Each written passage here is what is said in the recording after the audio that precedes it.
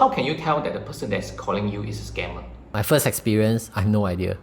I'm foolish enough to listen and to even have a conversation with a scammer. Looking back, I'm very, very naive and don't know, I don't want to say myself stupid. And what about those calls with automated message? How can you tell they are from scammers?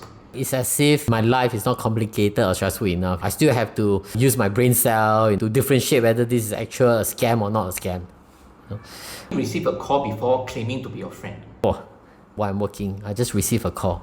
And that person actually speak Mandarin lah. Okay, hello? Michael 啊，你记得我是谁吗？ Then I say 谁？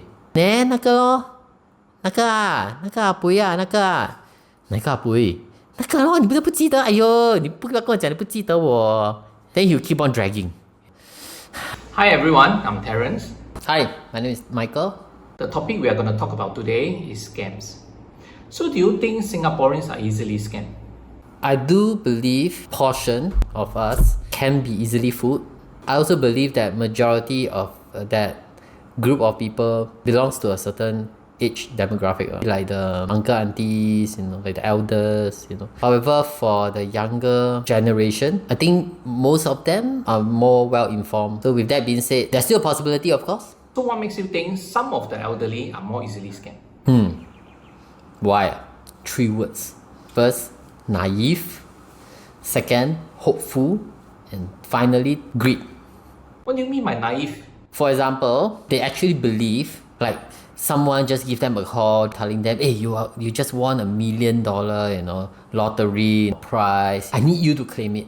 But before that, I need certain details, A, B, C, D, whatever. But what's the probability of that? But they just like to believe it. And for that, I think they are naive. Then what about hopeful? For some of them, right now in their late age, they want good things to happen. They are hoping that they are able to be so fortunate. Maybe they have a tougher life when they are young. So now when there's such an amazing opportunity, then they are hopeful and they're always hoping for good things like this to happen. And when opportunity like this, knocking their door, it's like, wow, it's time, it's my time. Then what about greed? To be fair, I think greed is applicable to everyone. Of course, for the elderly, knowing that they don't have many years left, some of them maybe they would like to attain as much as possible in order to achieve things that they can't acquire when they were younger. Maybe due to a tougher economy and so on. So have you been scammed before? A few times. It nearly targeted my friends and my colleagues as well as my relatives. So that's quite scary. So what happened? This one involved me accidentally accessing the wrong web WhatsApp link. I believe everyone should be familiar that through the browser, you can actually locate the web version of WhatsApp. Through that process, my credential has been stolen. And after which, my colleague received WhatsApp messages from me, and that version of me actually requested for some money to borrow. Fortunately, my colleague, he was very smart. So he immediately called me. And of course, I believe he was concerned about me. So he asked me, hey, why you need this much of money and so on. So what do you think others can do to prevent this from happening? Be observant. That's very important. Just for example, back to my WhatsApp incident. When I search through Google, web WhatsApp, the first one I see, wow, that's the one. Okay, being lazy. So you just click on it? Yeah, just click on it. So immediately, I've fallen for it. But actually, cannot blame you, because I think if I were to search for something, usually I'll just click on the first one, because normally I'll just assume that is the official one. Which is very scary.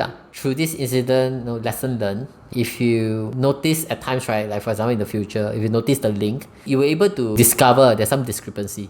You mean something like maybe one letter missing, correct. One letter different? Yeah. Or for example, .com or .whatever, then that's very sus. Yeah.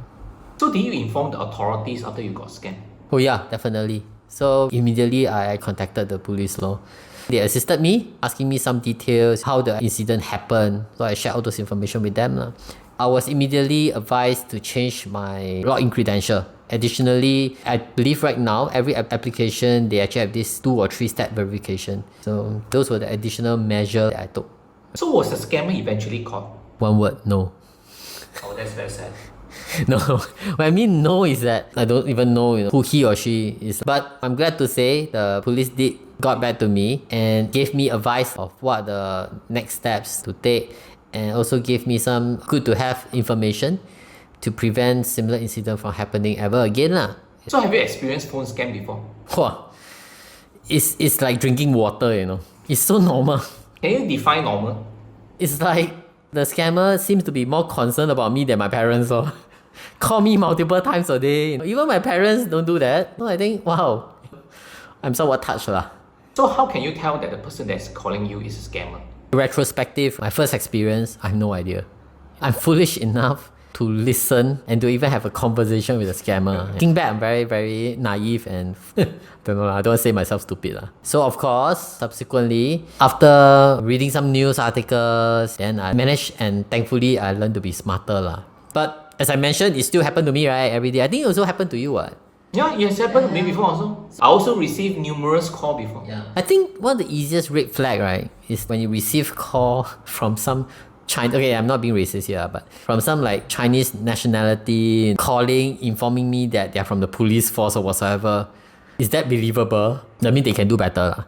So does it mean that immediately when you hear someone who speaks to you in Chinese claiming to be a police officer, you straight away just hang up the call? Yes. Immediately. And what about those calls with automated message?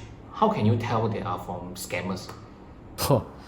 It's as if my life is not complicated or stressful enough. I still have to use my brain cell to differentiate whether this is actual a scam or not a scam. Of course, I think we still have to keep a clear mind to know like what we actually did or we did not do in a sense. Because sometimes those automated scam, they're telling you have committed this, you have this like illegal transaction or whatever. If you still have the clear mind and not to immediately worry about, oh my god, I'm getting myself into this situation, then I think that would be helpful. You received a call before claiming to be your friend? Wow, a few times. It's only recently I realized that I have so many friends that are so playful, calling me, asking me to guess who they are. It's so fun. So what did they say? Maybe I can give you one good example. One fine day while I'm working, I just received a call. And that person actually speak Mandarin lah. Okay, sorry, I have to speak Mandarin. He say, "Hello, Michael 啊，你记得我是谁吗？" And I say, 谁？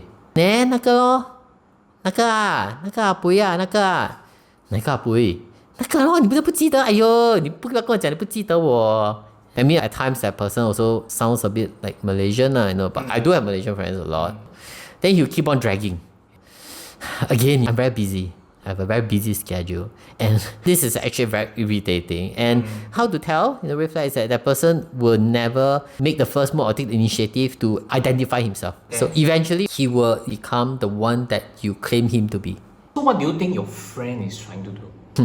I think they will then become that friend that you have identified them to be. And then they will try to borrow money from you. Yes, exactly. Then they will ask you to save their new number. They'll say, they changed their mobile phone number, save this. They will try, I can see effort there. But in a way that they will try to make it believable. So they would then follow up and call you back again, return a call, maybe 2-3 days later. And then will inform you, hey, they are in a deep shit or whatever, and they need your help. Help me borrow me this money or transfer to this account. I'll return to you in a few days' time and so on. One can predict whether you can get back your money or not. So I believe that's how the scam works. So is there any way someone can prevent themselves from being scammed? Multiple ways. First of all, whatever government provide you, read it up. Very important. We definitely still need to be on our toe. We need to be aware and accept the fact that as we get smarter, the scammers, they're human also. They will also want to be better at scamming us. Okay, so always be on your toe. And at the same time, there's no free lunch in this world. Someone tell you win lottery unknowingly, without even you buying the lottery. Please think twice.